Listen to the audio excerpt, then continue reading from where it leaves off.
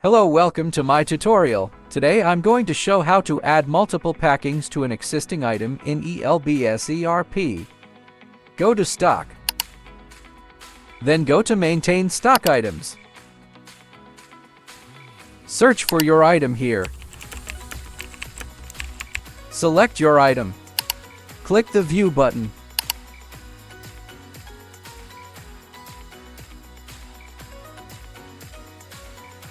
Go in the Edit mode by clicking the Edit button. Scan your multiple packing barcode here.